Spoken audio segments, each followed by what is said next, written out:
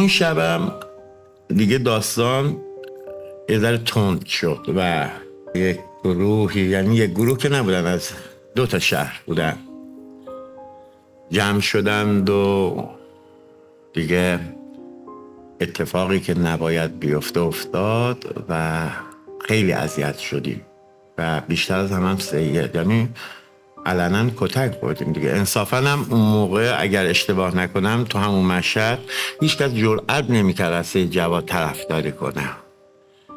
تنها کسی که بالاخواه سید تو مشهد بلند شد مهدی اکبری بود. اون موقع مردونه پهلوانی پشت سر سید وایساد و سینه ستر کرد. من یادمه خب کتک داشتیم میخوردیم دیگه، تعارف که نداریم که. باب و جواد داشتن این کفش رو درست میکردن، یه چیزای بوتون آلمه اینقدری گذاشته بودن، چند تا چیده بودن رو هم دیگه. من بودم، مصطفی مختاری بود اگه اشتباه نکنم، 2 تا رفقای دیگه بودم که داشتیم فرار میکردیم از اون آشوبی که درست شده بود. من پام گیر کرد خوردم رو همین مثلا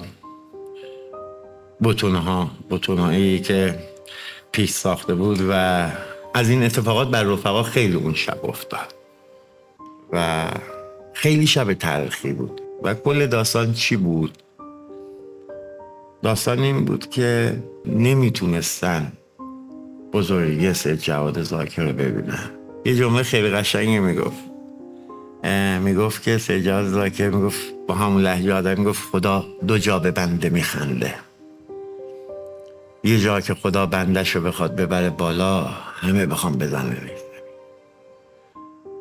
یه جا خدا بخواد بزنه زمین یه نفر همه بخوان ببرنش بالا. اون 2 جا میشینه خدا میخنده به بندش، میگه ببین من چی میخوام اون چی میخواد. یا تو همین موضوع میگفت که خوش به حال اونایی که ارباب مثلا شمعشون رو روشن کرده، چراغشون رو روشن کرده، حالا هر کی بخواد فوت بکنه که خاموش نمیشه، که حالا همه بیان بگن سید جواد رو مثلا ساکت کنن، نخونه فلان.